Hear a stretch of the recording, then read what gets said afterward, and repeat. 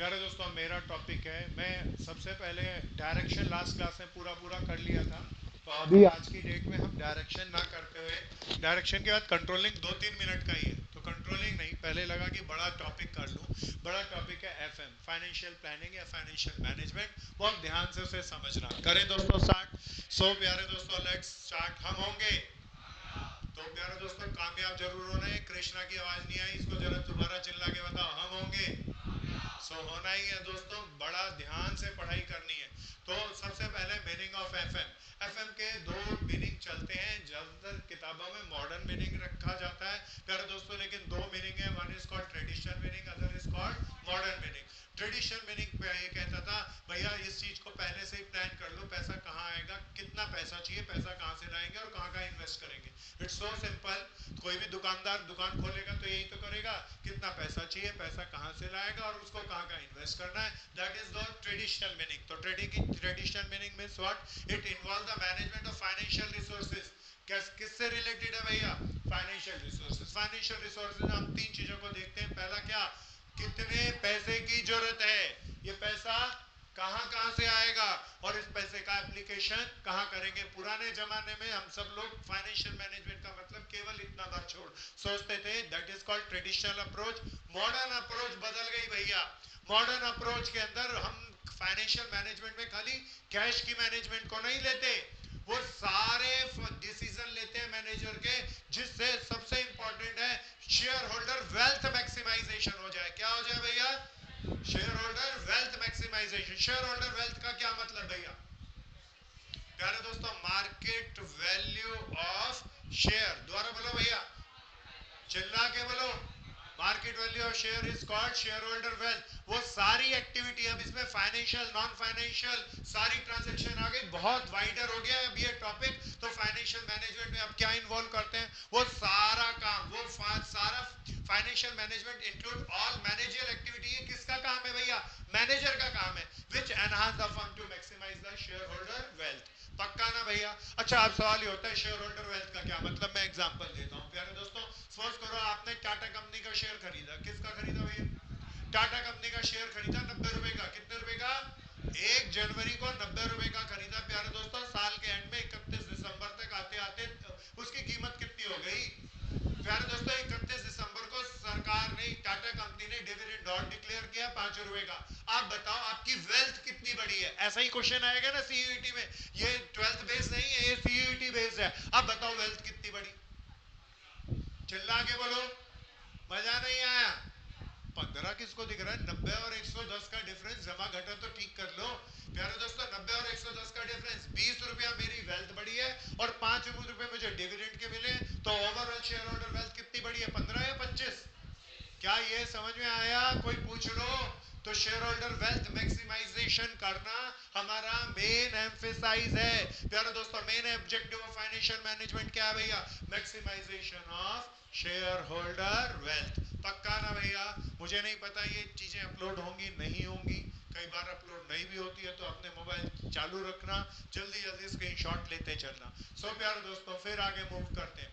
तो हमने सबसे पहले पढ़ा मीनिंग। अब सवाल ये होता है शेयर होल्डर वेल्थ मैक्सिमाइज करने के लिए भैया क्या क्या टूल हैं, क्या क्या पैरामीटर हैं। तो प्यारे दोस्तों, शेयर होल्डर वेल्थ मैक्सिमाइजेशन के 4 पैरामीटर हैं। क्या है भैया? अगर सबसे पहला काम क्या करेंगे? Profit maximization. क्या भैया? प्रॉफिट मैक्सिमाइजेशन के लिए हमें लागत कम करना पड़ेगा, माल ज्यादा बेचना पड़ेगा, अच्छी क्वालिटी का बेचना पड़ेगा, कंज्यूमर को खुश करना पड़ेगा, मैनेजमेंट और वर्कर के बीच में अच्छा रिलेशन होना चाहिए। तो प्रॉफिट मैक्सिमाइजेशन की कोशिश करेंगे, सबसे पहला काम। दूसरा काम है भैया मेंटेनेंस ऑफ लिक्विडिटी। चिल्ला के बोलो, maintenance of liquidity means what? रोजमर्रा के खर्चे होते हैं भैया। रोजमर्रा का खर्चा, मान लीजिए आपका खर्चा, सपोज करो रोजमर्रा का स्कूल जाने का, इंस्टीट्यूट आने का, पेपर देने के लिए जाने का 50 रुपए का खर्चा है और आपकी जेब में 10 रुपए हो। प्यारे दोस्तों, क्या आप इंस्टीट्यूट जा सकेंगे, पेपर देने जा सकेंगे? Answer is no. तो रोजमर्रा के बिजनेसमैन को खर्चा करने के लिए, उसको वर्कर्स को पैसा देने के लिए, बिजली पानी का खर्चा करने के लिए पैसे चाहिए। वो पैसे उसके पास हर हालात में होने चाहिए, तभी वेल्थ मैक्सिमाइजेशन होगी। तो सबसे पहला पॉइंट दोबारा बोलो, क्या था भैया? प्रॉफिट मैक्सिमाइजेशन के बाद मेंटेनेंस मेंटेनेंस ऑफ लिक्विडिटी। तीसरा भैया ये सबसे इंपॉर्टेंट है, हमारे पास दुनिया भर के फंड्स होते हैं, गरीब आदमी भी हो तो उसके पास भी फंड्स होते हैं, कम हो मायने नहीं, किसी के फंड्स कम होंगे, किसी के ज्यादा होंगे, लेकिन जो भी व्यक्ति अपने फंड्स का प्रॉपर यूटिलाइजेशन करेगा वो ही शेयर होल्डर वेल्थ को क्या कर पाएगा, मैक्सिमाइजेशन। चौथा और आखिरी टूल, आपने जो दुनिया को फाइनेंशियल कमिटमेंट कर दिए, क्या कर दिए, फाइनेंशियल कमिटमेंट कोई बताओ ना क्या होते हैं, लोन, जिसको उधार लिया उसे समय पर ब्याज देने का वादा, उसे समय पर पैसा वापस करने का वादा, दे आर कॉल्ड एज कौन सा कमिटमेंट, कमिटमेंट, फाइनेंशियल कमिटमेंट। तो चार इंपॉर्टेंट टूल है, चार पैरामीटर है, कोई भी फर्म इन चार पैरामीटर पे खरी उतर जाए वो प्रॉफिट को, शेयर होल्डर वेल्थ को मैक्सिमाइज कर जाएगी। पहला टूल, तेज से बोलना है। दूसरा टूल, मेंटेनेंस ऑफ लिक्विडिटी। तीसरा, प्रॉपर यूटिलाइजेशन ऑफ फंड। चौथा, मीटिंग ऑफ फाइनेंशियल कमिटमेंट।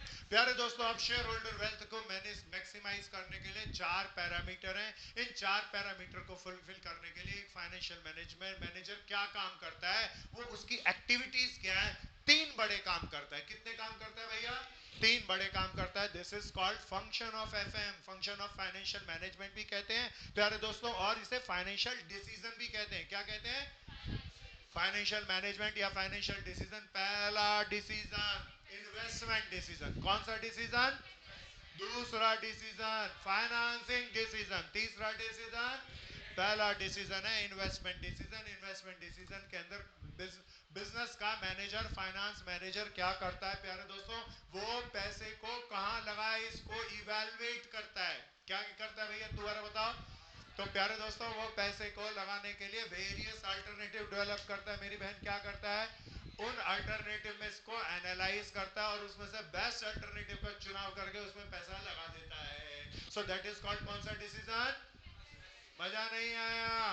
तो प्यारे दोस्तों, घर में कार खरीदनी हो तो आप सीधा जाके कोई एक कार नहीं खरीद के आते, 8-10 कार के बारे में सोचते हो, उसका डाटा लेते हो, एनालाइज करते हो, फिर बेस्ट कार का चुनाव करते हो। ऐसे ही बिजनेसमैन करेगा, and that is called investment decision. दूसरा डिसीजन, मजा नहीं आया, फाइनेंसिंग डिसीजन के अंदर देखना ये कौन सा डिसीजन है, फाइनेंशियल डिसीजन बड़ा है, उसका सब पार्ट क्या है, तो फाइनेंशियल याद रखना बड़ी चीज है, फाइनेंसिंग उसका सब पार्ट है। एमसीक्यू इस पे 12वीं में बनता था, यहाँ पे भी बन के आ सकता है। फाइनेंसिंग डिसीजन में हम डिसाइड करते हैं कैपिटल स्ट्रक्चर को, क्या, किसको, सबसे पहले तो ये डिसाइड करते हैं भैया फर्म चलाने के लिए कितना पैसे की जरूरत है, क्या डिसाइड करते हैं मेरे भाई, वो फिर दूसरा ये डिसाइड करते हैं वो जो पैसा जिसकी जरूरत है, फंड्स की जरूरत है, वो हम कितना डेब्ट से लेके आए और कितना इक्विटी से। तो क्या डिसाइड करते हैं, दो चीजें दोबारा बताओ।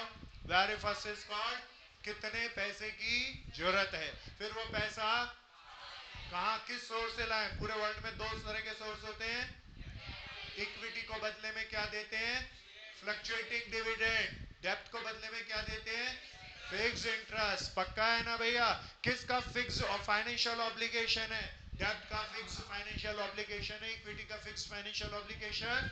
किससे फाइनेंशियल रिस्क बढ़ता है, डेब्ट से फाइनेंशियल रिस्क बढ़ता है, क्योंकि ब्याज देने की तलवार हमेशा गर्दन पे लटकी रहेगी। इक्विटी इशू करने से फाइनेंशियल रिस्क। प्यारे दोस्तों, आखिरी डिसीजन है डिविडेंड डिसीजन। हम प्रॉफिट नहीं कमाते या कमाते हैं, तो प्रॉफिट के अंदर से कितना पैसा भविष्य के लिए जोड़ेंगे या नहीं जोड़ेंगे, बचा हुआ लोगों को डिविडेंड नहीं देंगे या देंगे।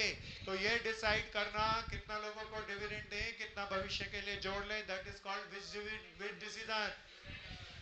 पहला डिसीजन इन्वेस्टमेंट डिसीजन में क्या डेवलप करते हैं, इन्वेस्टमेंट अल्टरनेटिव। फिर क्या डेवलप करते हैं, उसमें से बेस्ट अल्टरनेटिव को एनालाइज करके सिलेक्ट करते हैं। दूसरा डिसीजन फाइनेंसिंग डिसीजन में क्या करते हैं, कितने पैसे की जरूरत है ये तय करेंगे, वो पैसा कहां कहां से आएगा, दो सोर्स बता दो, डेब्ट और इक्विटी। रिस्क किससे बढ़ता है, किससे रिस्क बिल्कुल नहीं बढ़ता।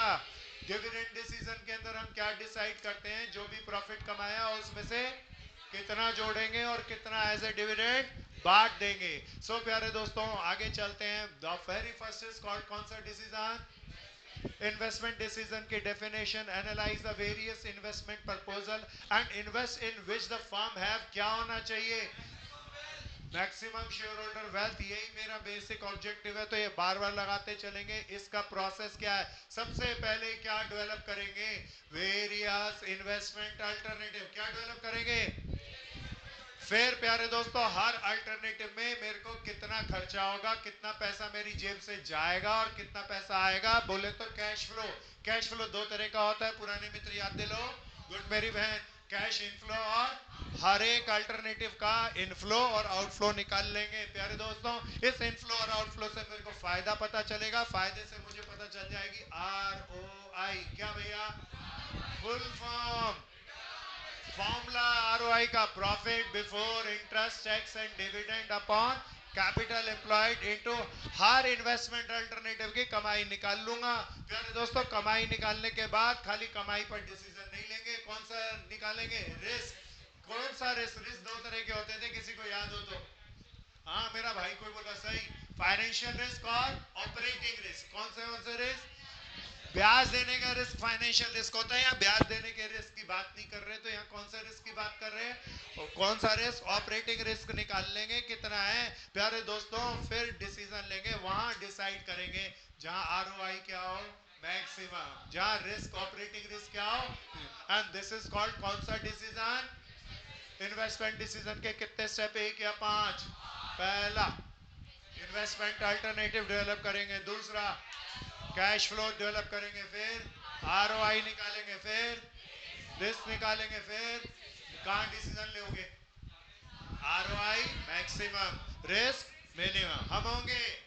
प्यारे दोस्तों इन्वेस्टमेंट डिसीजन के इसी भाग को दो भागों में बांटा जाता है, one is called working capital decision, other is called रोजमर्रा के काम के लिए जिस पैसे की जरूरत हो, that is called working capital. Fix पैसे की जो जरूरत हो, that is called capital budgeting. जमीन के लिए, बिल्डिंग के लिए, प्लांट के लिए पैसे की जरूरत पड़ी, that is called capital budgeting. Clear है, बिजली का बिल, पानी का बिल भरने के लिए पैसे की जरूरत है, that is called working capital. So प्यारे दोस्तों आगे चले, कौन सी कैपिटल, फिक्स कैपिटल। कैपिटल का वो भाग है जिसमें लॉन्ग टर्म इन्वेस्टमेंट ली जाती है, इसे आप शॉर्ट टर्म में कैश में कन्वर्ट, इसका एग्जांपल है प्लांट खरीदना, बिल्डिंग, जमीन खरीद लेना। प्यारे दोस्तों कौन कौन से ऐसे फैक्टर हैं जो फिक्स कैपिटल को प्रभावित करते हैं, सबसे पहला नेचर ऑफ बिजनेस, चिल्ला के बोले।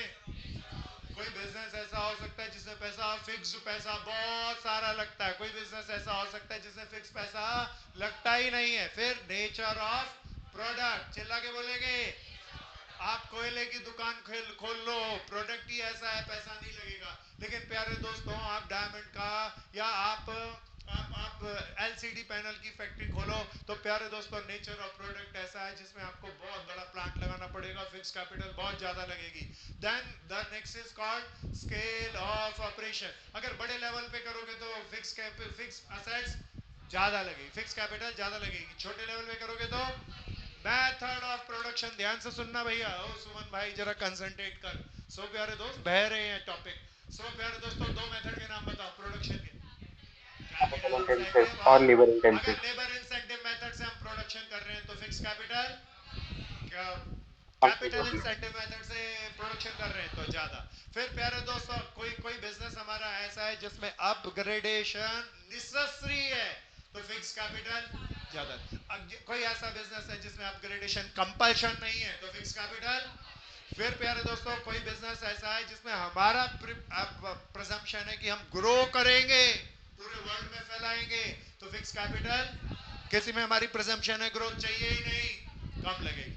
अवेलेबिलिटी ऑफ फाइनेंस, आपके पास हमेशा पैसा रहता है, तो फिक्स कैपिटल, अदरवाइज ज्यादा लगेगी। Are you got it? So प्यारे दोस्तों द नेक्स्ट इज कॉल्ड, मजा नहीं आया भाई, वर्किंग कैपिटल बोले तो एक्सेस ऑफ करंट एसेट्स और of over the current liability. और दूसरी डेफिनेशन, रोजमर्रा के काम करने के लिए जितने पैसे की जरूरत है, that is called working capital. क्या फॉर्मूला द्वारा बताओ।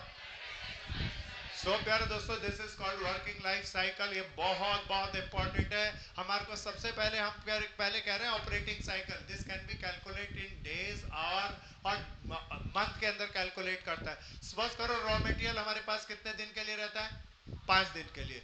रॉ मटेरियल के बाद प्रोसेस में कितने दिन लगते हैं, 10 दिन। फिर 20 दिन फिनिश गुड रहेगा। तो कोई बताओ माल कितने दिन के लिए मेरे पास बनने में लगा, 35 दिन। 35 दिन के बाद 5 दिन की उधार है, अब कितने दिन? 40 दिन। 40 दिन में मान लो 2 दिन के इक्विवेलेंट कैश लगता है, कैश को मैं छोड़ लेता हूँ। उधार मेरे को मिलती है 10 दिन की और आउटस्टैंडिंग एक्सपेंसेस 5 इक्विवेलेंट डे की। तो प्यारे दोस्तों इन दिन में से इन दिनों को घटा देंगे तो इतने दिन के बराबर का पैसा मेरा डंप रहेगा ना।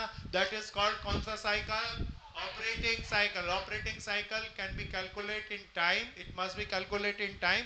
कितने पैसे के लिए, कितने दिन के लिए या कितने समय में मेरा कच्चा माल बनकर बिक कर मेरे पास वापस आ गया पैसा, that is called operating life cycle. Are you got it? फिर इसके अंदर आता है वर्किंग कैपिटल। क्या भैया? मजा नहीं आया दोस्तों? ये मेरे जवान दोस्तों, मैं बूढ़ा इंसान कंसेक्यूटिव बोल रहा हूँ, एक चैप्टर को आधे घंटे में खत्म करना हो तो ऐसे ही करना होगा, पर आपको आता है, मेरे को पता है, तो सब ताकत लगाओ ना दोस्तों। सो वर्किंग कैपिटल का क्या फॉर्मूला भैया? These are called current assets. Working capital should be calculated in term of rupees. सबसे पहले रॉ मटेरियल में कितना पैसा लगेगा वो निकालेंगे, फिर प्रोसेस में कितना पैसा लगेगा, फिर फिनिश गुड्स में, फिर डेटर में। ये मेरी सबको जोड़ दूंगा, क्या आ जाएगी?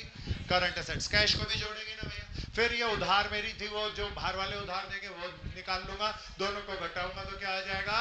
तो प्यारे दोस्तों working capital in term of किस में निकलता है? ऑपरेटिंग साइकिल किस में निकलता है? टाइम में। जितना भी बड़ा ऑपरेटिंग साइकिल होगा उतना ही हमारा पैसा ज्यादा लगेगा, जितना ऑपरेटिंग साइकिल कम होगा उतना पैसा।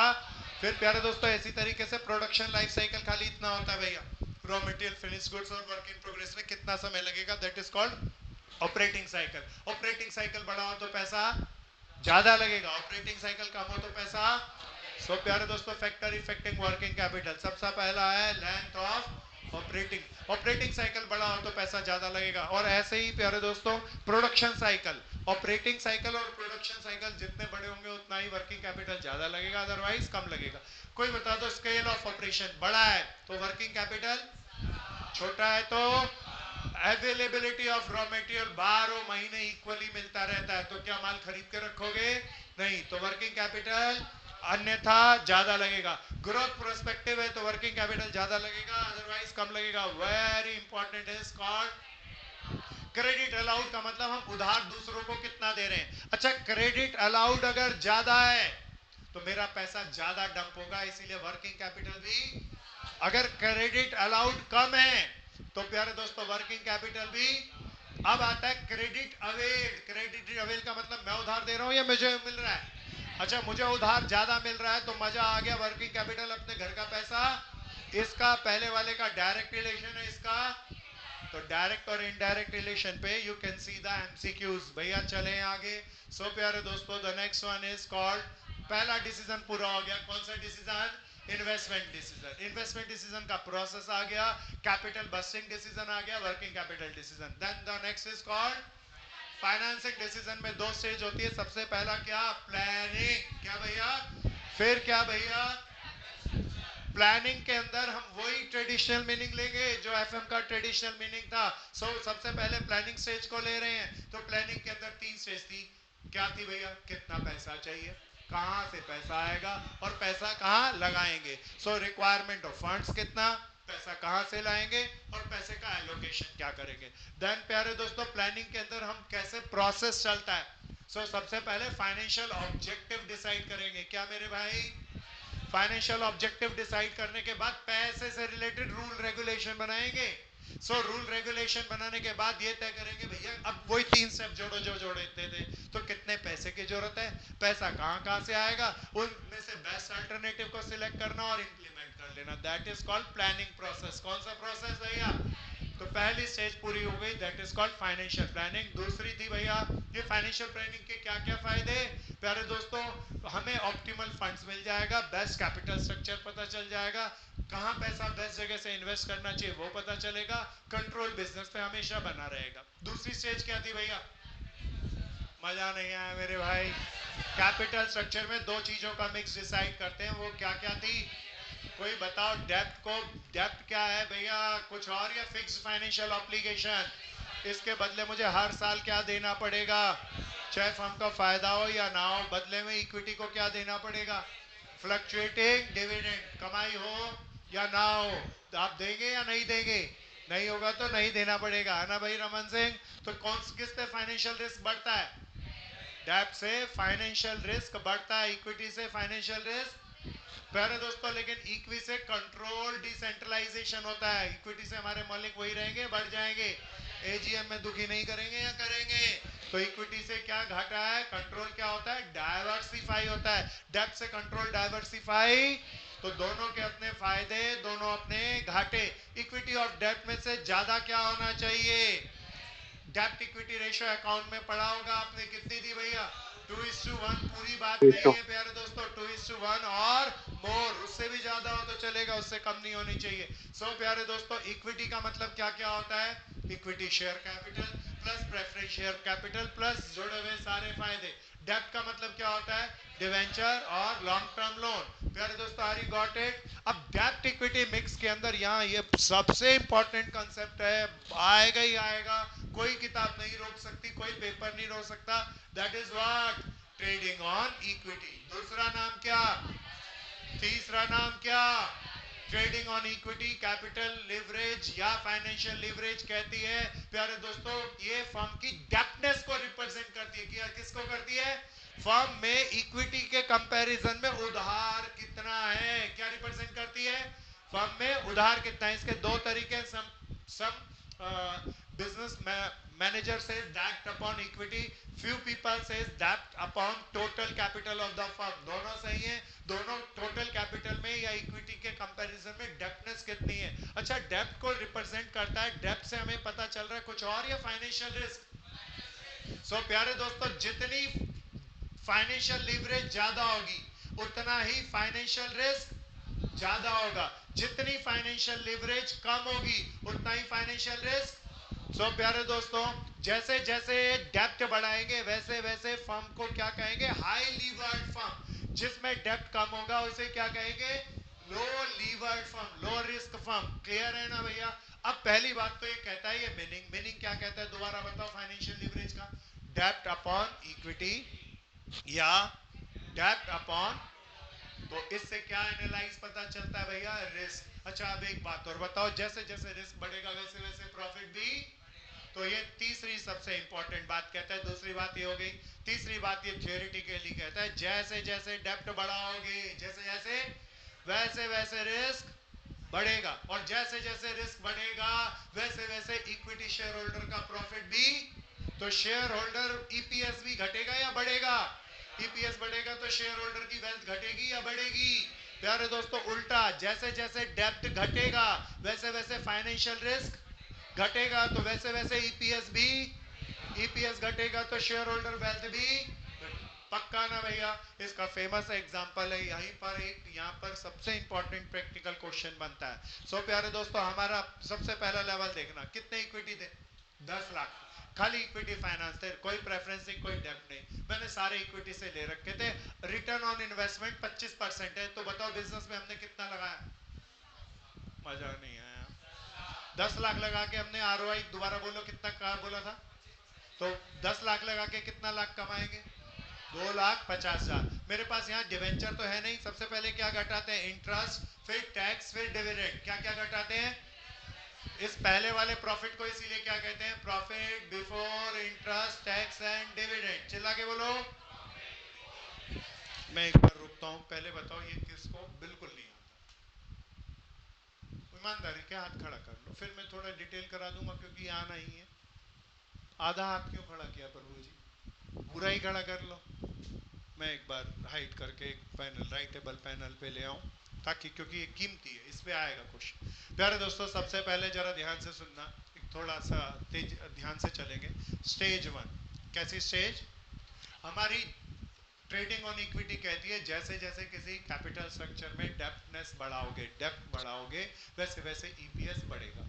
पक्का ना भैया, इसी को प्रूफ करके दिखा रहा हूँ, इस पे बहुत एमसीक्यू बन सकते हैं, ठंडे दिमाग से समझना। हमें ये सपोज करो बिजनेस स्टार्ट करने के लिए 10 लाख रुपए की जरूरत है, कितने लाख रुपए की, तो हमने सबसे पहला स्टेज 1 ले रहे हैं, 10 लाख कहाँ से ले लिया सारा का सारा। प्यारे दोस्तों कोई प्रेफरेंस नहीं, कोई डेप्थ नहीं, हम जितना भी लगाते हैं 25% कमाते हैं, दैट इज कॉल्ड आरओआई ना। तो प्यारे दोस्तों हमारी कमाई 10 लाख लगा के कितने लाख होगी, 2.5 लाख। जो ये कमाई मैंने 2.5 लाख कमाई, 10 लाख पे 25% ऑफ 10 लाख। प्यारे दोस्तों ये प्रॉफिट सबसे पहले का है, that's why this is called as profit, बहुत बढ़िया, before interest tax and dividend. चिल्ला के सबसे पहले क्या घटाते हैं? इंटरेस्ट। इंटरेस्ट ऑन कोई भी उधार ले रखा हो, मैंने तो उधार लिया नहीं, कुछ है ही नहीं। कितना आ गया भैया? 2.5 लाख। प्यारे दोस्तों, इसके बाद क्या घटाते हैं? सरकार को टैक्स। टैक्स थोड़ी देर के लिए मान लेते हैं, कितना परसेंट? तो 2.5 लाख का 50% कोई बता दो कितना आएगा? 1,25,000। बच गया कितना? प्यारे दोस्तों, टैक्स के बाद वाले के प्रॉफिट को क्या कहते हैं? पहले वाले को क्या कहते हैं? इसके बाद डिविडेंड दें किसके ऊपर? प्रेफरेंस शेयर के। किसके ऊपर? क्या हमने प्रेफरेंस से बोरोइंग करी? ना मेरे दोस्तों। प्यारे दोस्तों, कितनी कमाई आ गई? 1,25,000। अब जरा वापस आना, मान लीजिए एक शेयर 100 वाला है। कितने वाला है? मैंने कितने लाख बाजार से उठाए थे? 10 लाख। 10 लाख रुपए उठाने के लिए कितने शेयर इशू करने पड़ेंगे? देख के बता दो। 10,000। ये 1,25,000 कोई बता दो कितने मालिकों में बटेगा? बहुत बढ़िया मेरे भाई, चिल्ला के दोबारा बताना। 10,000 से मैं इसकी डिवाइड कर दूं तो एक मालिक की ईपीएस 12.5 नहीं आई या आ गई? मजा नहीं आया या आ गया? हम होंगे। प्यारे दोस्तों, आगे चलते हैं। प्यारे दोस्तों, थोड़ा सा थियरी कहती है जैसे जैसे डेप्टनेस बढ़ाओगे वैसे वैसे प्रॉफिट बढ़ेगा। दोबारा बताओ, अब सेकंड स्टेज पे आ रहा हूं। मुझे कितने लाख रुपए की जरूरत थी? अभी मैं स्टेज बढ़ाता हूं। इक्विटी से पैसा कितना लेके आया? देख के बताओ। मजा नहीं आया? प्यारे दोस्तों, 10% डेब्ट से कितना पैसा ले आया? प्यारे दोस्तों, इस कैपिटल के अंदर डेब्टनेस घट गई या बढ़ गई? अगर कोई बोले कि इसकी फाइनेंशियल लीवरेज बताओ, तो प्यारे दोस्तों 3 लाख बटे 10 लाख है, 30% डेब्ट है ना भैया? तो डिग्री ऑफ फाइनेंशियल लीवरेज कितनी है भैया? 30%। यहां पर कितनी थी? नील थी, नहीं, डेब्ट है ही नहीं प्यारे दोस्तों। अब 10 लाख लगा के कमाऊंगा कितना? याद दिलाओ। बहुत बढ़िया मेरे भाई को याद है, चिल्ला के बोलो। तो प्रॉफिट क्या कहते थे? नाम बताओ। Before interest tax and dividend कितने? लाख। 2.5 लाख। सबसे पहले क्या घटाते थे? इंटरेस्ट। 3 लाख के ऊपर कितना परसेंट? 10% कितना आएगा? 30,000 घटा दिया। बता दो कोई प्यारा। 2,20,000 पे अब सरकार को क्या देना है? कितना परसेंट? बहुत बढ़िया दोस्तों, कितने लाख बनेगा? कितना बच गया? इसे क्या कहते हैं? पहले वाले को। प्यारे दोस्तों, अब क्या घटाऊं? डिविडेंड ऑन क्या प्रेफरेंस शेयर है? Answer is no, nil. How much the profit is? Profit को मत देखना, ईपीएस को देखना। कोई बता दो मेरा शेयर कितने वाला था? 100 वाला। 7 लाख। कितने नंबर ऑफ शेयर आ गए? 7,000 से डिवाइड करके कोई जल्दी से बता दो। So this is 7 ones are 7, 15 point। बहुत बढ़िया। देखना ईपीएस घट गया या बढ़ गया? This is due to trading on equity. क्या है भैया? मैं अगली स्टेज पे मान लो इक्विटी ले आऊं 5 लाख के, डेब्ट ले आऊं 3 लाख के, और 8% प्रेफरेंस शेयर भी इशू कर दूं 2 लाख के, तब भी ईपीएस निकालूंगा तो कम आएगा या ज्यादा आएगा? अब यहाँ पे प्रेफरेंस शेयर पे डिविडेंड नील रहेगा या 2 लाख का 8% रहेगा? क्या कर लेंगे? तो दिस इज व्हाट प्रोसेस? कौन सा प्रोसेस है ये? Trading on equity. क्या कहता है भैया? सबसे पहली चीज, मैं वापस बैक टू पिवेलियन चल लूं भैया।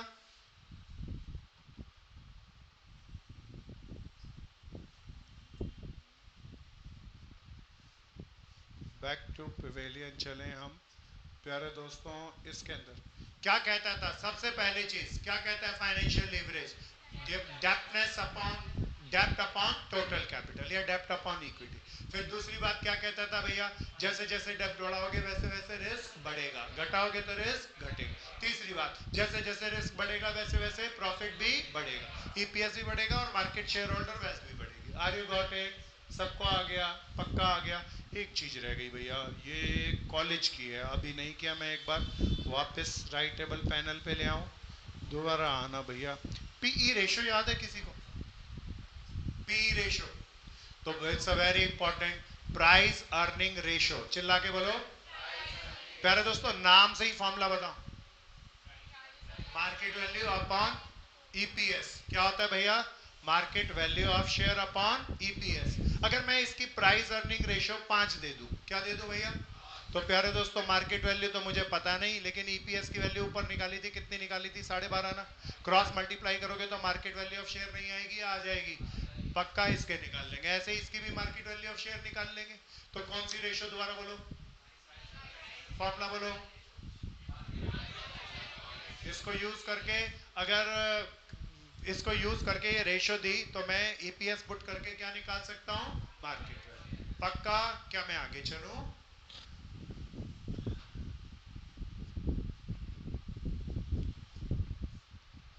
चलो जी आगे। So this is all about the trading on equity. Trading on equity के बाद दोबारा से मैं चलता हूँ, मेरा कैपिटल स्ट्रक्चर चल रहा था ना। फाइनेंशियल डिसीजन की दो स्टेज थी दोस्तों, one is called financial planning, other is called capital structure. Capital structure को, कैपिटल स्ट्रक्चर का मतलब अभी हमने पढ़ लिया था कि दो चीजों का मिक्स, डेब्ट और इक्विटी का। क्या ज्यादा होना चाहिए फर्म में, क्या कम होना चाहिए? प्यारे दोस्तों सबसे पहले डेब्ट से पैसा बोरो करो तो डेब्ट को बदले में इंटरेस्ट देना पड़ता है, that is called cost of डेब्ट। इक्विटी से बोरो करो तो उनका फ्लक्चुएटिंग डिविडेंड, दोनों की कॉस्ट कैलकुलेट करेंगे। वहां से पैसा बोरो करोगे जिसकी कॉस्ट ज्यादा हो या कम होगी? कम होगी। प्यारे दोस्तों डेब्ट से बोरो करो तो कौन सा रिस्क बढ़ता है? फाइनेंशियल। आप डेब्ट से केवल उतना ही पैसा बोरो करेंगे जितना आप रिस्क बियर कर सके। कितना बोरो करोगे? फ्लोटेशन कॉस्ट कोई प्यारा बता दो ना, क्या होता है? शेयर इशू एक्सपेंसेस, इशू करने का खर्चा। डेब्ट इशू करोगे तो खर्चा आएगा, इक्विटी करोगे तो खर्चा आएगा। अब वहां से बोरो करोगे जिसकी फ्लोटेशन कॉस्ट कम हो। प्यारे दोस्तों चौथा, ये बहुत कीमती है, आरओआई। फुल फॉर्म आरओआई बोले तो rate of interest, rate return on investment. के आई को याद दिलाओ ना, कॉस्ट ऑफ डेब्ट। आप बाजार में अगर कमाते ज्यादा हो, जैसा अभी पिछले केस में किया था, कमाते थे 25% और डेब्ट से बोरो कितना किया था? 10% पे। अच्छा अगर कमाते 25% और ब्याज 30% पे मिलता है तो ब्याज पे लोगे क्या पैसा? तो डेब्ट से बोरो कब करोगे? इक्विटी की कंडीशन नहीं है, केवल डेब्ट की कंडीशन है। डेब्ट से बोरो कब करोगे? जब आरओआई किससे ज्यादा हो? कॉस्ट ऑफ डेब्ट से। उल्टा हो तो लिवरेज का इंपैक्ट सीधा पड़ेगा या उल्टा पड़ जाएगा? पक्का ना भैया? सो प्यारे दोस्तों state of capital market, capital market की सिचुएशन बहुत अच्छी है तो इक्विटी इशू करेंगे। कैपिटल मार्केट की सिचुएशन अच्छी नहीं है, जैसे आज कोई दुनिया का कोई भी माई का लाल इक्विटी खरीदेगा ही नहीं जानबूझ के, रिस्क बहुत ज्यादा है। कोई पैसा इन्वेस्ट करेगा तो बताओ इक्विटी में या डिवेंचर में? कम से कम वो तो पक्का करेगा, ब्याज तो पक्का पक्का है। तो मार्केट का अगर स्टेट ऑफ मार्केट अच्छी नहीं है तो बाजार में क्या इशू करोगे? डिवेंचर, डेब्ट कह लेना अच्छा रहेगा। और कैपिटल मार्केट का अच्छा सिनेरियो चल रहा है तो इक्विटी। फिर डिग्री ऑफ कंट्रोल। अच्छा एक बात बताओ, इक्विटी से कंट्रोल, इक्विटी इशू करने से कंट्रोल घट जाता है, डाइवर्सिफाई हो जाता है ना भैया? डेब्ट इशू करने से कंट्रोल, हम उतने ही इक्विटी को इशू करेंगे जितना कंट्रोल डाइवर्सिफाई को हम बियर कर सके। Are you got it? So प्यारे दोस्तों the next is called interest coverage ratio. क्या भैया? इंटरेस्ट कवरेज रेशियो अकाउंट्स का ही है भैया, याद दिला दो। Profit before interest tax and dividend upon fixed interest charges. दोबारा बोलो चिल्ला के। इससे हमें पता चलता है हमारी फर्म की ब्याज देने की क्षमता कितनी है। अगर हमारी फर्म की प्रॉफिट में से ब्याज देने की क्षमता है तभी डेब्ट से बोरो करेंगे, अदरवाइज नहीं करेंगे। प्यारे दोस्तों डेब्ट सर्विस कवरेज रेशियो, चिल्ला के बोलो।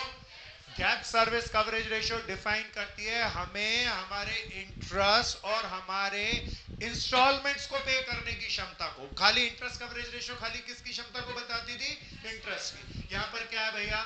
हमारे interest as well as fixed financial obligation को हम अपने इंटरनल रिसोर्सेज से कितना पे करने में कैपेबल है, that is defined under the डेब्ट सर्विस कवरेज रेशियो। किससे भैया?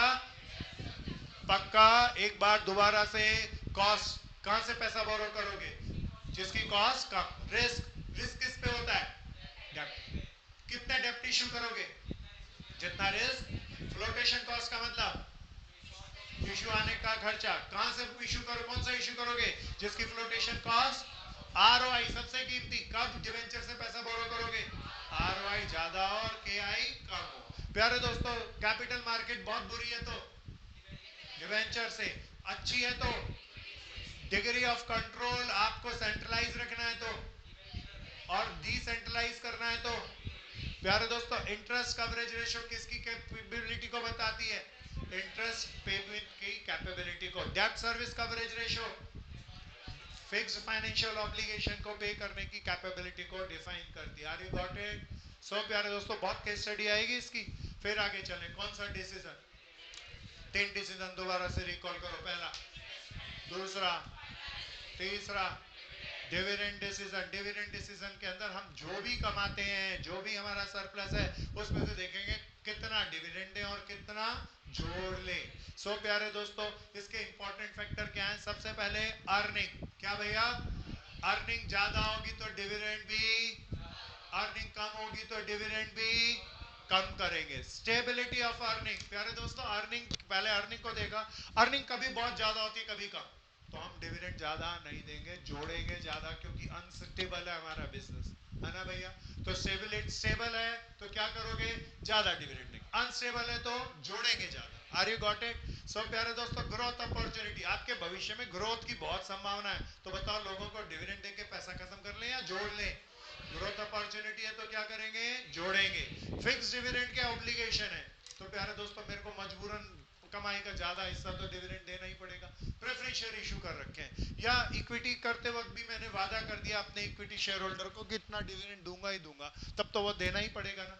लीगल रिस्ट्रिक्शन, कानून है, जैसे हिंदुस्तान का कानून है, इक्विटी को आप जीरो डिविडेंड नहीं दे सकते, तो वो जो कानून है जिसके तहत मुझे मिनिमम रेट ऑफ डिविडेंड देना है, तो वो तो अप्लाई करने ही पड़ेंगे। सो प्यारे दोस्तों, कॉन्ट्रेक्चुअल कंस्ट्रेंट, कौन से कंस्ट्रेंट? कंपनी का डायरेक्टर, कंपनी का सीईओ, कंपनी का नेता इशू करते वक्त इक्विटी शेयर को वादा कर दे, तो प्यारे दोस्तों उसे उस वादे को छोड़ना पड़ेगा या निभाना पड़ेगा। उसने वादा कर दिया कि मैं 12% डिविडेंड दूंगा, चाहे दुनिया इधर से उधर हो जाए, तब उसे कितना परसेंट देना पड़ेगा? तो ये हमारे डिविडेंड पॉलिसी को प्रभावित नहीं करता है या करता है? सो क्या क्या प्यारे दोस्तों दोबारा बताओ। अर्निंग ज्यादा हो तो डिविडेंड, कम हो तो डिविडेंड। स्टेबिलिटी ऑफ अर्निंग बहुत कम है तो डिविडेंड कम देंगे, और ज्यादा है तो ज्यादा देंगे। ग्रोथ अपॉर्चुनिटी हमारे पास बहुत ज्यादा है तो डिविडेंड कम देंगे। नहीं मत कहना, कम कह देना भाई।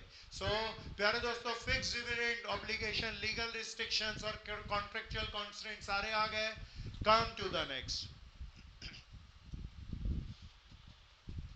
This is the end. हो गया भैया, ये दोबारा रिपीट हो रहा है। 3 डिसीजन दोबारा बताओ ना, कौन कौन से?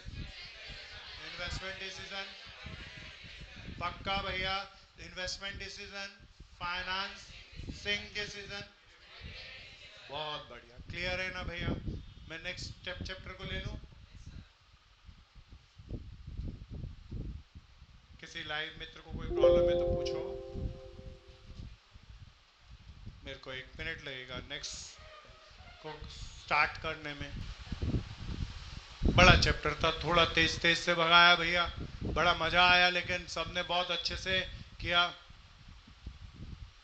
अगला चैप्टर बहुत मजेदार सा है, एमसीक्यू भर भर के आएंगे, इसको बहुत ध्यान से देखना।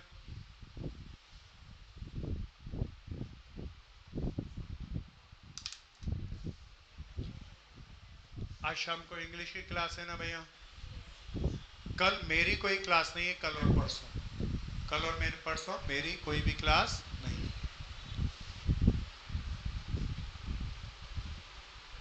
परसों होती ही नहीं थी मेरी, कल नहीं है मेरी बस।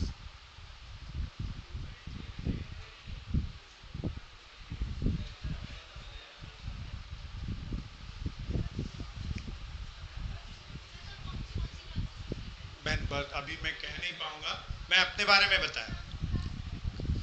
आज शाम को किस चीज की क्लास है? इंग्लिश की।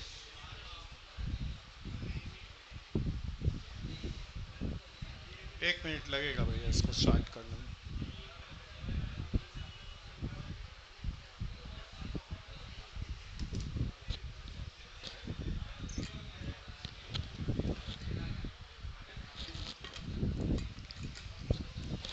भैया मेहनत अच्छे से करना, देखो कोई तरीका नहीं है, वैसे तो 1 महीने में कोई तरीका नहीं था सारी चीजें खत्म करने का, पर फिर भी हम कर जाएंगे। खाली मेरे खत्म करने से नहीं होगा भैया, जब तक आप नहीं करोगे। असल तो आप ही हो, आप ही को करना है। आजा भाई, क्यों रूठ गया? लगता है वो भी थक गया। 2 मिनट लगेगा इसको प्रेजेंटेशन को स्टार्ट होने में।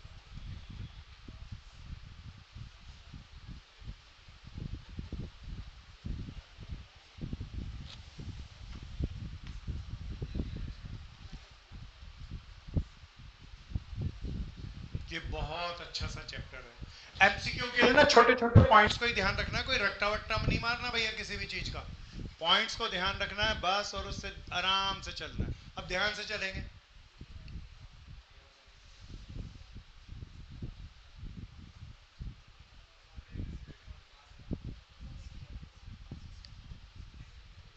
एक मिनट लगेगा प्रेजेंटेशन को आने में।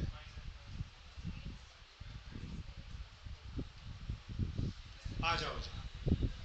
करें मेरे भैया स्टार्ट? पानी वानी पी लिया सबने? करें भैया। बहुत अच्छा सा चैप्टर है, that is called financial market. अब बताओ ये कुछ और है या बाजार है? बाजार है या पैसे का बाजार है? This is a very special market called as financial market, पैसे का बाजार। पैसे का बाजार भैया, पैसे का बाजार में कौन कौन होता है, क्या होता है? प्यारे दोस्तों, हाउस होल्ड है। कौन होते हैं? हाउस होल्ड पैसा अर्न करते हैं। क्या करते हैं भैया?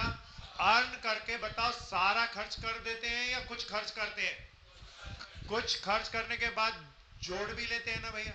जोड़े हुए पैसे को बताओ क्या करते हैं, कहीं और करते हैं या ब्याज कमाने के लिए बैंक और फाइनेंशियल इंस्टीट्यूट को दे देते हैं?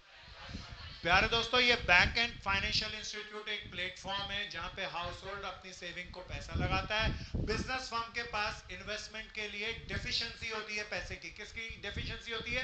पैसे की जरूरत होती है, अभाव होता है उनके पास। तो ये इन बैंकिंग और फाइनेंशियल इंस्टीट्यूट के पास जाते हैं और जो हाउस होल्ड का पैसा हायर रेट ऑफ इंटरेस्ट पर ये ले लेते हैं। और this is called financial market. इस फाइनेंशियल मार्केट के कौन कौन पार्टनर हैं प्यारे दोस्तों?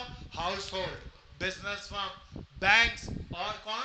Financial institute. Are you got it?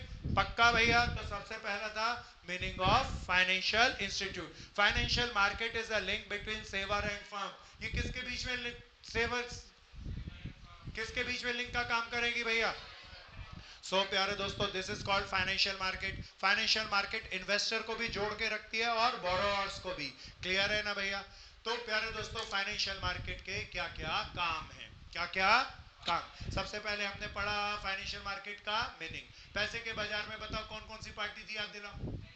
Bank था, फाइनेंशियल इंस्टीट्यूट था, हाउस होल्ड था जो पैसा जोड़ के ला रहे थे, फाइनेंशियल फर्म थी जहां पे पैसे की जरूरत थी, वो दौड़ी दौड़ी इस बाजार में आ रही थी। प्यारे दोस्तों, अब इसके काम क्या है? सबसे पहला काम, ये हाउस होल्ड की सेविंग को मोस्ट प्रोडक्टिव वे में चैनलाइज करता है। तो सेविंग को channelising the saving in most productive way.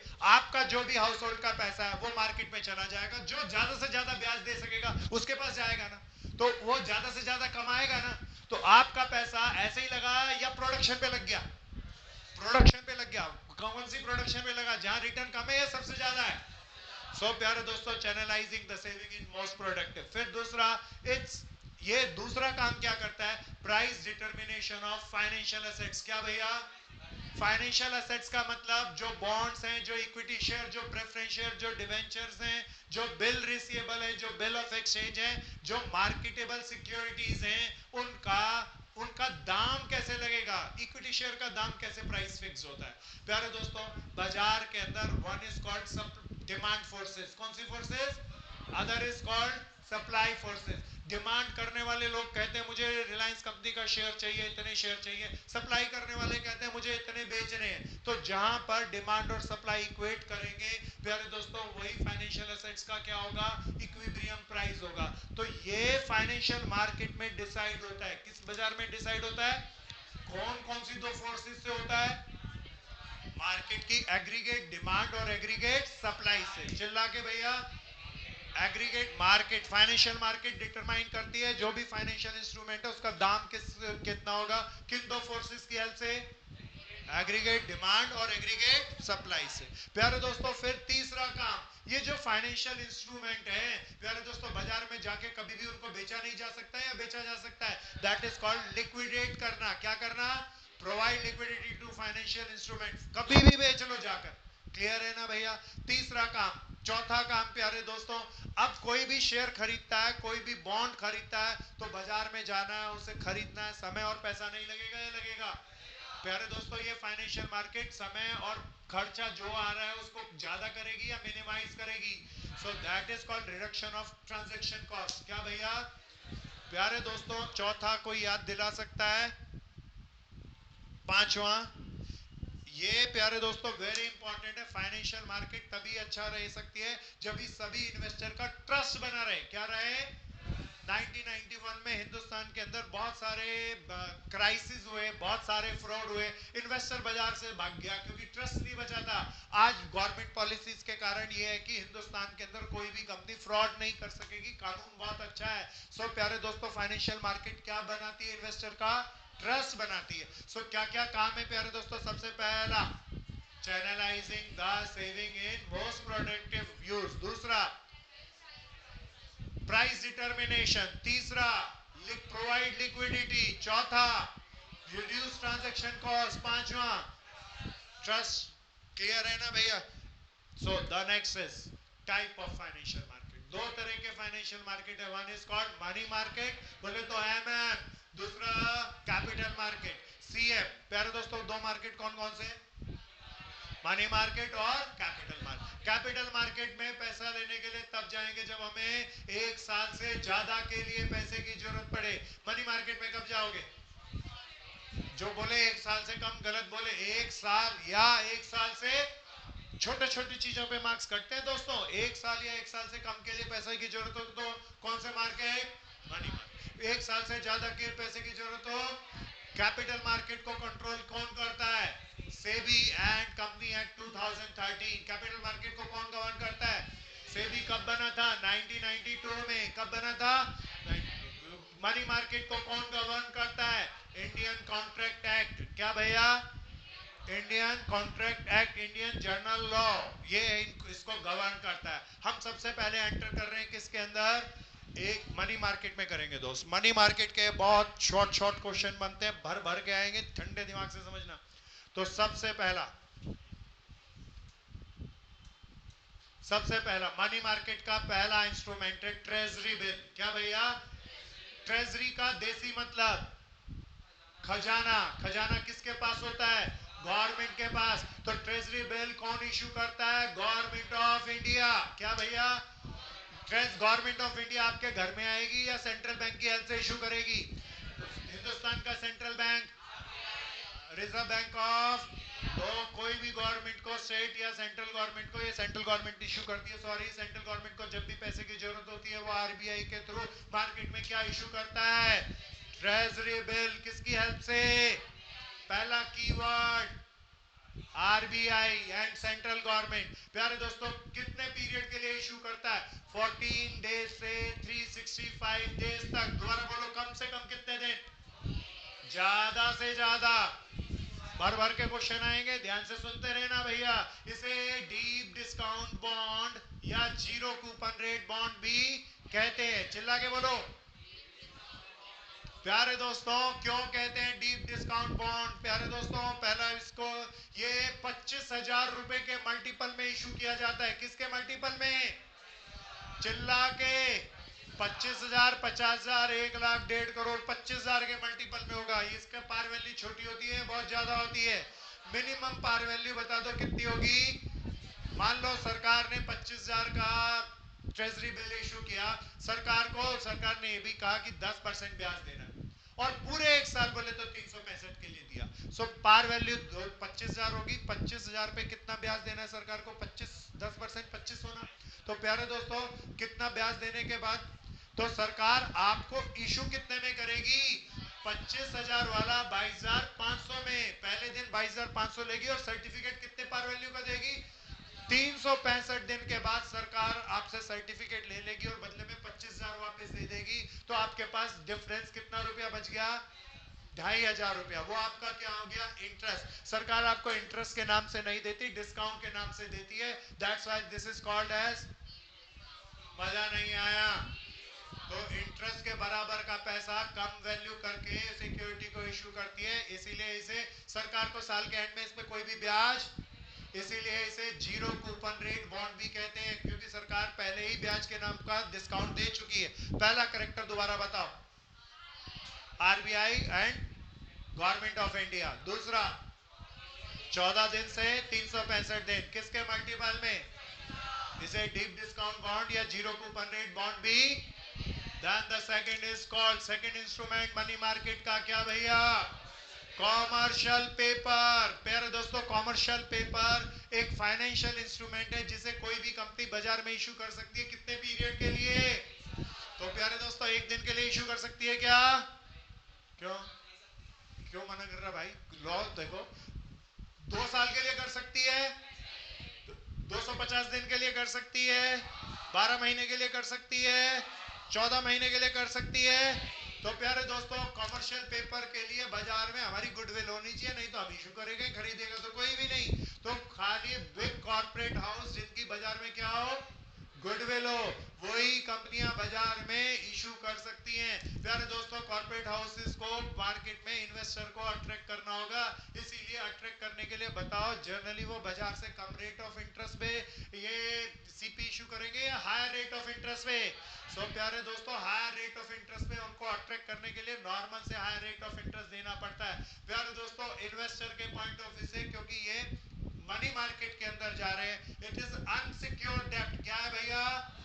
Investor का फायदा नहीं, अगर डूब गई वो कंपनी तो पैसा भी डूब जाएगा। पक्का ना भैया? कैसा डेब्ट है? अनसिक्योर्ड। पहला करेक्टर दोबारा बताओ, ये कौन इशू करता है? कंपनी, कोई भी कंपनी। कैसी कंपनी होनी चाहिए? Big corporate house. नई कंपनी के लिए अप्रोप्रिएट, क्योंकि बाजार में उसे कोई जानता ही नहीं है, कोई रिलाय नहीं करेगा। ये कैसा डेप्ट है? इसे ब्रिज फाइनेंसिंग या नेगोशिएबल इंस्ट्रूमेंट की, नेगोशिएबल इंस्ट्रूमेंट के तरीके से भी यूज किया जा सकता है। ध्यान से सुनना, मान लीजिए आपने 10,000 रुपए के किसी कंपनी के सीपी खरीद रखे हैं। सीपी बोले तो आपने किसी आदमी को पैसे देना है, तो पैसे देने की जगह आप सीपी नहीं दे सकते या दे सकते हैं? तो फाइनेंशियल ऑब्लिगेशन को रीपे करने में ये काम आता है, दैट इज कॉल्ड, ये ब्रिज का काम कर रहा है, that's why this is called as bridge financing. या दूसरा नाम, मजा नहीं आया? सो प्यारे दोस्तों, this is commercial paper. Commercial paper के बाद तीसरा इंस्ट्रूमेंट मनी मार्केट का, कॉल मनी। फोन करके पैसा मंगा लिया भैया, कॉल मनी, पैसा फोन करके मंगाएंगे, लंबे पीरियड के लिए, वेरी शॉर्ट पीरियड के लिए? It is for very short period only, for a few days पैसा मंगवाते हैं। जब आप भैया, ये पैसा मंगवाने का काम केवल एक कॉमर्शियल बैंक दूसरे कॉमर्शियल बैंक से करता है, और कोई किसी के बीच में नहीं होता। कॉल मनी के अंदर पैसा लॉन्ग पीरियड के लिए मंगाया जाता है या शॉर्ट पीरियड के लिए? कौन किससे मंगवाता है? एक कॉमर्शियल बैंक। पूरा बोलो भैया, आरबीआई नहीं। एक कॉमर्शियल बैंक दूसरे कॉमर्शियल, एक कॉमर्शियल बैंक दूसरे कॉमर्शियल बैंक से पैसा मंगा रहा है ताकि किसी को दे सके, तो दूसरा वाला छोड़ेगा क्या उसे? तो इस पे रेट ऑफ इंटरेस्ट हायर होगा या वेरी हायर होगा? तो प्यारे दोस्तों, दिस इज कॉल्ड कौन सी मनी? Call money. बोले तो फोन करके मंगा लिया भैया, कॉमर्शियल बैंक करता है, वेरी शॉर्ट टर्म के लिए करता है, rate of interest is vary. So प्यारे दोस्तों, सीडी, क्या भैया? सीडी बोले तो सर्टिफिकेट ऑफ, मजा नहीं आया? Certificate of deposit. Certificate of deposit कितने पीरियड के लिए होता है? कम से कम 3 महीने, और ज्यादा से ज्यादा। प्यारे दोस्तों, कौन certificate of deposit, certificate deposit बेचता है? प्यारे दोस्तों, कोई बैंक या फाइनेंशियल इंस्टीट्यूट बेच सकता है। कौन बेच सकता है? आपका, आपकी कोई फर्म में आपके पास पैसा फालतू पड़ा है, घर में क्यों रखे भाई? बैंक में जाके जमा करा दें, और बैंक में जाकर उनका सर्टिफिकेट ऑफ डिपॉजिट ले आए। सर्टिफिकेट ऑफ डिपॉजिट ले आएंगे तो ब्याज नहीं मिलेगा या मिलेगा? सो प्यारे दोस्तों, सोल्ड कौन करता है, कौन इशू करता है? बैंक या क्रेडिट यूनियन या फाइनेंशियल इंस्टीट्यूट। कितने महीने के लिए यूज किया जाता है, इशू किया जाता है? प्यारे दोस्तों, ये किसका काम करता है?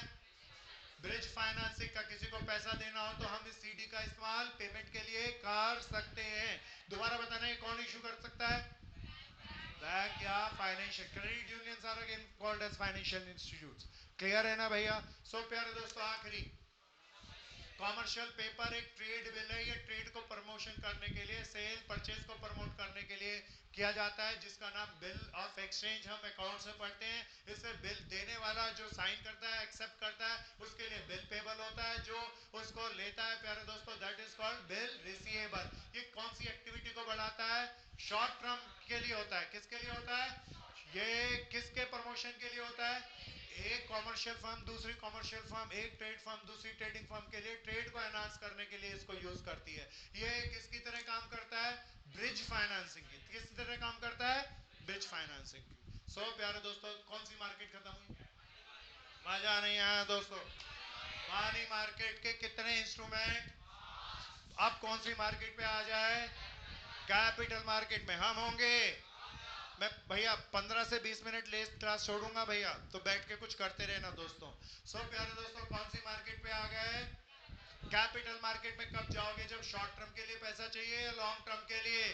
लॉन्ग टर्म के लिए पैसा चाहिए तो capital market further can be divided into two part. Very first is called, the second is called, कोई भी नई कंपनी फ्रेश इशू लेकर आए, कोई भी फ्रेश इशू लेकर आए कोई भी कंपनी, तो उसे कौन सी मार्केट में जाना पड़ेगा?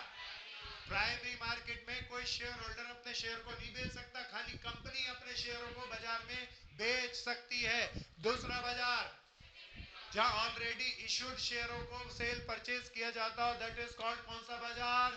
Secondary market. सेकेंडरी मार्केट है प्यारे दोस्तों, कंट्रोल कौन करता है?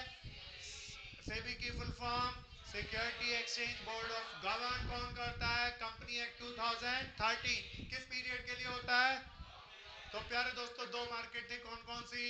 Primary market, secondary market. सबसे पहले आते हैं कौन से मार्केट में?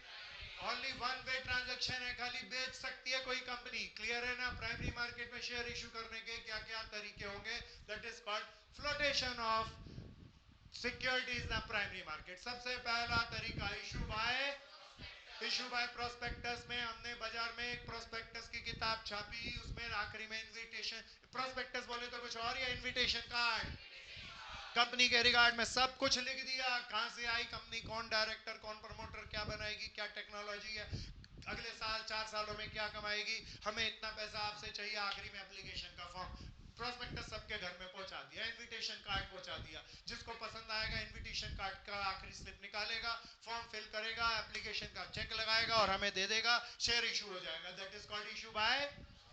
मजा नहीं आया? इशू बाय प्रोस्पेक्टस, सारी दुनिया को जिस मर्जी को पकड़ के शेयर बेच लो। देन ऑफर फॉर, चिल्ला के आखिरी में वर्ड क्या है? सेल। कोई लगाए करोल बाग मार्केट के अंदर, तो बताओ मार्केट वैल्यू पे दाम पे बेचना पड़ता है उससे कम पर? याद रहे, पार वैल्यू से कम पे नहीं। जब भी कोई कंपनी मार्केट वैल्यू से अपने शेयर को कम पर किसी एक ब्रोकर को या एक फाइनेंशियल इंस्टीट्यूट को या किसी एक अंडरराइटर को बेच दे, then that is called offer for sale. तो वो अंडरराइटर, वो फाइनेंशियल इंस्टीट्यूट मार्केट से कम दाम पर खरीद लेगा और धीरे धीरे बाजार के अंदर मार्केट वैल्यू पर बेचेगा, डिफरेंस अपना कमा जाएगा। कंपनी का क्या फायदा? सारा का सारा शेयर इशू करने का फ्लोटेशन कोस्ट का खर्चा बच गया, टाइम बच गया, मजा आ गया, सारे पैसे एक ही आदमी से पकड़ लिए। पहला, दोबारा बताइए दूसरा क्या था? कंपनी को क्या फायदा? समय बचता है। क्या बचता है? समय बचता है और जल्दी से शेयर इश्यू हो जाते हैं। Then another is called private placement of share. के लिए नाम याद रखना, गॉड फादर। कब है? चिल्ला के मेरे भाई। तो हमने अपनी टेक्नोलॉजी किसी को दिखाई, कोई गॉड फादर अट्रैक्ट हो गया, वो बोला मेरी कंपनी के सारे शेयर कोई खरीद लेगा, और प्यारे दोस्तों उसी खास 2-4 आदमी को सारे शेयर बेच दिए। फायदा क्या? कमीशन फ्लोटेशन कॉस्ट आती ही नहीं है, समय बच जाता है बहुत ज्यादा। मुश्किल क्या है? गॉड फादर ढूंढना बड़ा मुश्किल है, हर किसी को नहीं मिलते। क्या आ गया सेकंड मेथड? बताओ दोबारा से, क्या भैया? चिल्ला के। Fourth is called right issue. क्या भैया? Right issue. अपने एग्जिस्टिंग इक्विटी शेयर होल्डर को, अपने एग्जिस्टिंग, कंपल्सरी नहीं कर सकते, उनको ऑप्शन दे दी, भैया चाहो तो शेयर खरीद लो, चाहो तो शेयर खरीद लो, और वो हमारे शेयर को खरीद लें। Then that is called right issue. किसको करते हैं? इससे हमारा इशू करने का खर्चा बच जाता है, समय भी बच जाता है। सबसे बड़ा फायदा कंट्रोल डाइवर्सिफाई होने से बच जाता है, सबसे बड़ा फायदा। तो पहले दोस्तों दोबारा से क्या था, इशू बाय किसको करते हैं, पब्लिक को। दूसरा किसको करते हैं, अंडर राइटर, फाइनेंशियल इंस्टीट्यूट या बैंकिंग इंस्टीट्यूट को।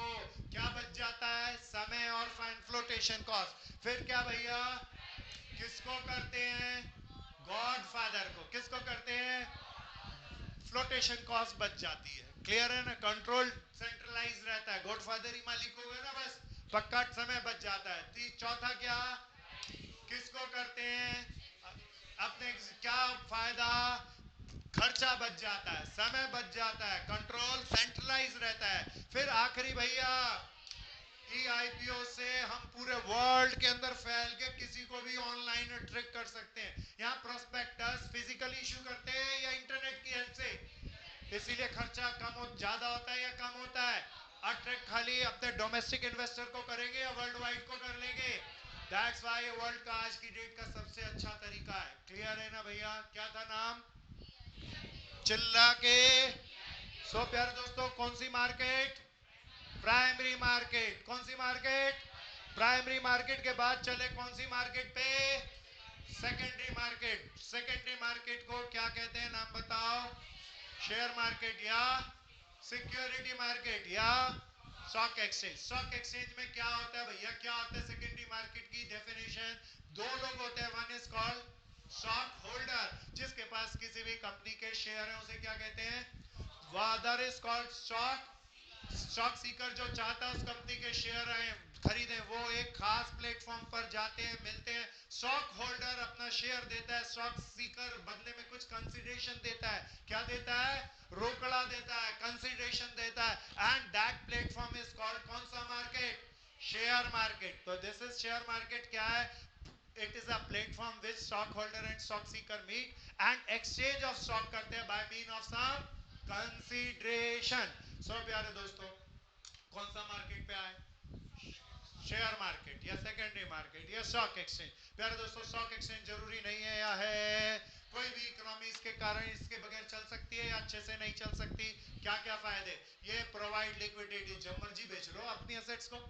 प्राइस डिटर्मिनेशन करता है किससे भैया, याद दिलाओ, एग्रीगेट डिमांड और एग्रीगेट सप्लाई से। प्यारे दोस्तों, ये शेयर मार्केट सेफ ट्रांजैक्शन का भरोसा देता है। सो प्यारे दोस्तों, इससे पैसा लगता है तो बताओ, कंपनियों के पास जाता है, उससे नया प्लांट लगता है, नई मशीनरी लगती है, तो कौन सा कल्चर बनता है, चिल्ला के इक्विटी कल्चर। क्लियर है ना भैया, इक्विटी कल्चर आएगा तो इकोनॉमी बचेगी या ग्रो करेगी, प्रोडक्शन बढ़ जाएगी, जीडीपी बढ़ेगी, एम्प्लॉयमेंट बढ़ेगी, तो इकोनॉमी क्या कर जाएगी। कौन सा मार्केट, सेकेंडरी मार्केट बोले तो शेयर मार्केट, पक्का ना भैया। अब प्यारे दोस्तों, शेयर मार्केट में जाके शेयर खरीदना हो तो ऐसे ही खरीद लेंगे या प्रोसेस है, चिल्ला के। सबसे पहला काम क्या करेंगे, ब्रोकर का सिलेक्शन करेंगे, चिल्ला के बोलेंगे। ब्रोकर का सिलेक्शन कैसे करें, क्या क्या बात ध्यान रखनी चाहिए, ब्रोकर एमए होना चाहिए, क्वालिफाइड होना चाहिए, क्वालिफाइड होना चाहिए, ऑथराइज होना चाहिए। ऑथराइज किससे होना चाहिए, सेबी से। किससे, ब्रोकर ज्यादा से ज्यादा ब्रोकरेज ले या कम से कम ब्रोकरेज ले, उसका एक्सपीरियंस कम होना चाहिए या ज्यादा होना चाहिए। तो ये चार चीजों को देख के हम सबसे पहले क्या सिलेक्ट कर लेंगे, ब्रोकर। ब्रोकर को सिलेक्ट करने के बाद हम कौन सा अकाउंट खोलेंगे, डीमैट अकाउंट। क्या, कौन सा अकाउंट, डीमैट अकाउंट बोले तो कुछ और है या ई लॉकर है। ई लॉकर को कंट्रोल कौन करता है, कोई और या गवर्नमेंट। गवर्नमेंट की दो ऑर्गेनाइजेशन है, नाम बता दो, एनएसडीएल और सीएसडीएल। दोबारा से, तो प्यारे दोस्तों, इन दो ऑर्गेनाइजेशन में से किसी एक ऑर्गेनाइजेशन में हम डीमैट अकाउंट खोल लेंगे, हमारे ई लॉकर खुल जाएंगे। अब हमारे शेयर फिजिकल फॉर्म में आएंगे या ई पल्सेस में आएंगे। तो प्यारे दोस्तों, सबसे पहला शब्द दोबारा बताओ, किसको अपॉइंट करा, ब्रोकर को। ब्रोकर को अपॉइंट करने के बाद कौन सा अकाउंट, डीमैट अकाउंट करने के बाद हम ब्रोकर को क्या करेंगे, ऑर्डर देंगे। ऑर्डर बताते हो क्या क्या बताएंगे, किस कंपनी का शेयर खरीदना है, किस प्राइस बैंड में खरीदना, कीमती वर्ड है, प्राइस नहीं बोलते, क्या बोलते हैं, प्राइस बैंड मतलब रेंज बताएंगे, किस प्राइस बैंड में खरीदना है और कितने टाइम के विद इन खरीदना है। तीन चीजें दोबारा बोलो, किस कंपनी का खरीदना है, किस प्राइस बैंड में खरीदना है, और किस टाइम के विद इन खरीदना है। ऑर्डर दे दिया प्यारे दोस्तों, इसके बाद ऑर्डर देखते ही हमारा ब्रोकर एक्टिवेट हो जाएगा, वो कोशिश करेगा और एग्जीक्यूट कर देगा ऑर्डर को। ऑर्डर को एग्जीक्यूट करने के बाद नैनो सेकंड में सेटलमेंट नहीं होती।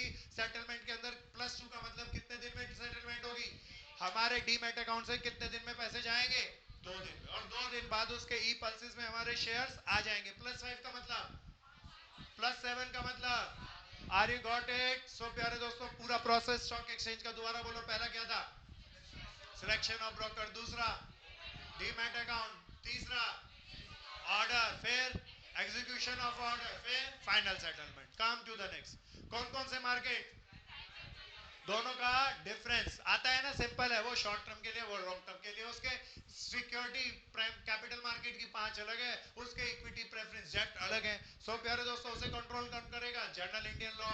उसे कंट्रोल कौन करेगा, सेबी और कंपनी एक्ट। तो प्यारे दोस्तों ये सारा मैंने उसके अंदर ही लिखा। उसमें खाली बाय कर सकता है, इसमें बाय और सेल दोनों हो सकते हैं। इसके लोकेशन क्या होगी, स्टॉक एक्सचेंज जाना पड़ेगा, इसकी कोई फिक्स लोकेशन नहीं है। यहाँ प्राइस क्या होगा, जो कंपनी बोलेगी वो। यहाँ प्राइस क्या होगा, मार्केट की डिमांड एंड सप्लाई से। कैपिटल मार्केट और मनी मार्केट का डिफरेंस सिंपल है, एमसीक्यू में नहीं बनता, डिस्क्रिप्टिव के काम का। ठीक है ना भैया। सो कम टू द नेक्स्ट।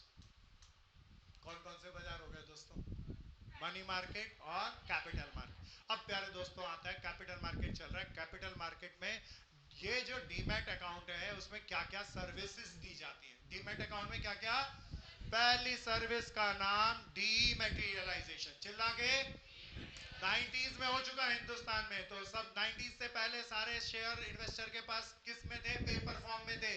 तो सरकार ने डीमैट अकाउंट पॉलिसी के तहत सबसे फिजिकल शेयर ले लिए, क्रश कर दिया और उसका क्या कर लिया, डीमैटेरियलाइजेशन कर दिया, ई पल्सेस में कन्वर्ट कर दिए। किस में कन्वर्ट कर दिए, और ई पल्सेस कहाँ है, कहीं और या आपके लॉकर में, आपके लॉकर में डीमैटेरियलाइजेशन। दूसरा क्या भैया, रीमेटेरियलाइजेशन में सरकार को कभी भी इमरजेंसी कंडीशन लगेगी, कोई ई थ्रेट आ जाएगा, तो ई पल्सेस में वापस शेयर्स को किस फॉर्म में ले आएगी, प्रिंटिंग मटेरियल फॉर्म में ले आएगी और आपको दे देगी। अभी तक कभी किसी कंट्री ने किया नहीं, लेकिन किया जा सकता है।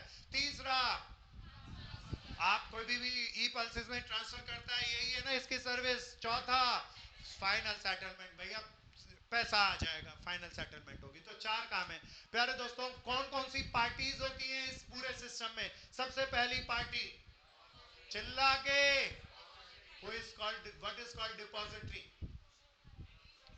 ई लॉकर्स। डिपॉजिटरी बोले तो जहां लॉकर्स हैं, क्या है भैया, ई लॉकर। 2 ऑर्गेनाइजेशन ई लॉकर्स बनाती है ना, कौन गवर्न करती है उसको, गवर्नमेंट ऑफ इंडिया।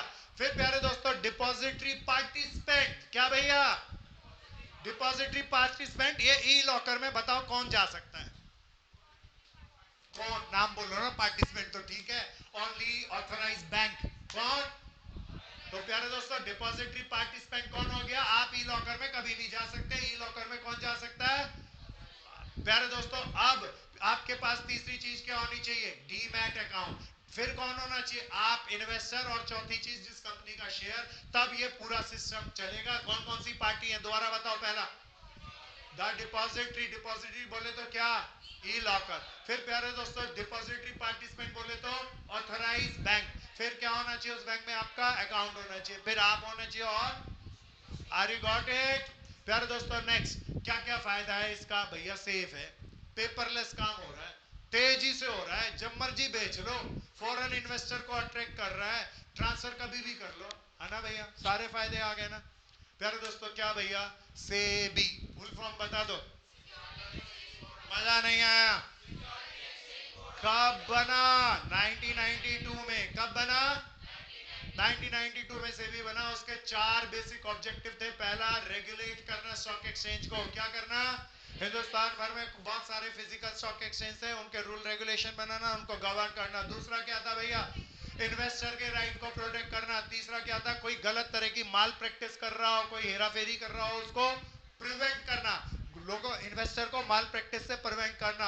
फिर सबका इंटरमीडिएटरीज होते हैं प्यारे दोस्तों, बैंक, फाइनेंशियल इंस्टीट्यूट और अंडरराइटर, ब्रोकर। सो प्यारे दोस्तों इनको रेगुलेट करना, इनके कोड ऑफ कंडक्ट को बनाना, रूल रेगुलेशन बनाना, इनसे फीस और फाइन्स इंपोज करना। तो 4 बड़े ऑब्जेक्टिव थे। 4 ऑब्जेक्टिव को पूरा करता है 3 फंक्शन से। ऑब्जेक्टिव दोबारा बताना कितने थे, कब बना था, इसे कौन सा एक्ट कहते सेबी एक्ट 1992। तो प्यारे दोस्तों, तीन फंक्शन में सबसे पहला फंक्शन क्या था भैया? रेगुलेट करता था। किसको भैया? स्टॉक मार्केट को। फिर क्या करता था? डेवलप करता था, विकास करता था। तीसरा क्या था करता था? प्रोटेक्टिव फंक्शन, इन्वेस्टर के राइट को प्रोटेक्ट करता था, प्रमोट करता था। सबसे पहला दोबारा बताओ क्या था भैया? रेगुलेटरी फंक्शन के अंदर स्टॉक एक्सचेंज के रूल एंड रेगुलेशन बनाएंगे, स्टॉक ब्रोकर को रजिस्टर्ड करेंगे ताकि कोई भी आदमी स्टॉक ब्रोकर नहीं बन सके। सो प्यारे दोस्तों, एज पर एक्ट उनसे फीस या फाइन इंपोज करेंगे। ओवर बीडिंग का मतलब कोई भी ब्रोकर जानबूझ के प्राइस बढ़ाने की कोशिश करेगा तो उसे क्या करेंगे? रेगुलेट करेंगे, जांचते रहेंगे, देखते रहेंगे। क्लियर है ना भैया? तो दोबारा से पहला बोलो क्या करेंगे? Rules and regulation. दूसरा ब्रोकर का रजिस्ट्रेशन। फिर फीस एंड फाइन इंपोज करेंगे गलती करेगा। फिर क्या? ओवर बिडिंग को कंट्रोल करेंगे। Development function, developing function. कौन सा फंक्शन? प्यारे दोस्तों, सबसे पहले ट्रेडर्स जो ये ब्रोकर्स हैं, इनको जानकारी नहीं होगी, इनको बुला बुला के नए तरीके की एजुकेशन देंगे ताकि कंपनी और इन्वेस्टर के बारे में सारी इनको खबर हो। तो ट्रेनिंग किसको देंगे? इंटरमीडिएटरीज को। फिर प्यारे दोस्तों, फाइनेंशियल मार्केट को रिसर्च करते रहेंगे, क्या अच्छा चल रहा है, क्या बुरा लग चल रहा है, उसके बारे में सारी पब्लिकेशन करेंगे, बुकलेट्स को, पीरियोडिकल्स को, मैगजीन्स को, ताकि इन्वेस्टर को अवेयरनेस रह जाए। फिर प्यारे दोस्तों, इन्वेस्टर को बुलाएंगे, एजुकेट करेंगे, ऑनलाइन ट्रेनिंग देंगे। सो प्यारे दोस्तों, इंटरनेट की ट्रेनिंग देंगे। तो ये सारा कौन सा फंक्शन है भैया? डेवलपिंग फंक्शन के तहत ही सरकार ने स्टॉक एक्सचेंज को फिजिकल प्लेटफॉर्म की जगह ऑनलाइन प्लेटफॉर्म में कन्वर्ट कर दिया। अब शेयर खरीदना है तो मुझे क्या 4-5 किलोमीटर दूर जाना है या घर बैठे कर सकते हैं? सो प्यारे दोस्तों, that is under the developing function. आखिरी फंक्शन प्रोटेक्टिव फंक्शन में सबसे पहले प्रोहिबिटिंग इनसाइडर ट्रेडिंग। चिल्ला के बोलो। अंदर वाला कंपनी के अंदर वाले को कंपनी के बारे में सारा नहीं पता है, पता है। अगर वो किसी खबर का इस्तेमाल अपने फायदे के लिए करे तो अच्छा होगा या नहीं होगा? तो सरकार ने, सेबी ने कानून बना दिया, कोई भी इनसाइडर पर्सन बगैर सेबी को बताए उस कंपनी के शेयर को सेल परचेज नहीं कर सकता। फिर दूसरा, प्रोहिबिट द, जो भी फ्रॉड करेगा या अनफेयर ट्रेड प्रैक्टिस करेगा उसे प्रोहिबिट करेंगे, रोक देंगे, रोक लगा देंगे। सो प्यारे दोस्तों, चेक द प्राइस रिगिंग। जिस भी कंपनी के शेयर की प्राइस बढ़ेंगे उसको डीपली एनालाइज करके चेक करते रहेंगे। सारा कोई भी डेप्ट या शेयर होल्डर या प्रेफरेंस शेयर होल्डर का कोई भी इंटरेस्ट होगा उसे क्या करेंगे? प्रोटेक्ट करेंगे। क्या करेंगे? कौन सा एक्ट था भैया? सेबी एक्ट 1992। कितने ऑब्जेक्टिव थे? फंक्शन कितने थे? हम होंगे। तो मजा आया आज, बहुत बड़ा 2 चैप्टर किए। सो फ्राइडे को I will take my class again for business study. Rest of the 2 chapter named as, अगर अभी सबसे बड़ा बिजनेस का चैप्टर तो बाकी है। कौन सा भैया? एमएम बोले तो मार्केटिंग मैनेजमेंट, और आखिरी बोले तो सीपीए, कंज्यूमर प्रोटेक्शन एक्ट, है ना भैया? तो इन दोनों को कवर करेंगे। ठीक है, मजा आया? मुझे भी बहुत मजा आया। तो आज के लिए इतना ही, नेक्स्ट क्लास को स्टार्ट करेंगे।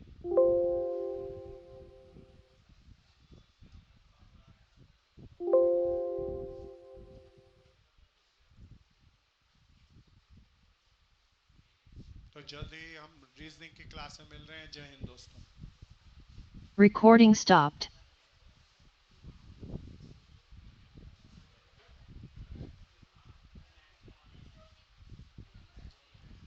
आज आज मैथ्स की कपिल भैया की क्लास ऑनलाइन मोड पे है। आज मैथ्स की क्लास कपिल भैया की किस मोड पे है? तो क्लास के बाद फौरन घर जाएंगे और मोबाइल पे देखेंगे। घर किसी का दूर है तो यहीं पे ऑनलाइन की व्यवस्था कर दी जाएगी, आप यहीं पे कर देंगे।